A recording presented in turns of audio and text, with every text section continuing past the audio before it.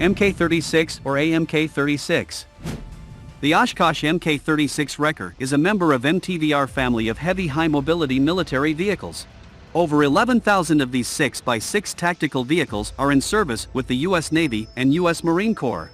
Initially, a total of 308 MK-36 Wreckers were ordered. First production vehicles were fielded in 1998. These replaced the previous M816, M936 and M936A1 Wreckers. Later additional MK-36 Wrecks were ordered. This machine has seen combat in Iraq and Afghanistan. The MK-36 Wrecker has been exported to Greece. The main role of the MK-36 Wrecker is to support the fleet of Oshkosh MTVR trucks. It recovers damaged, immobilized, swamped, stuck, or overturned vehicles. It can recover all transport and armored vehicles in its weight class. Also, the M36 provide maintenance service and tow them to nearest shelters, assembly points, or maintenance units.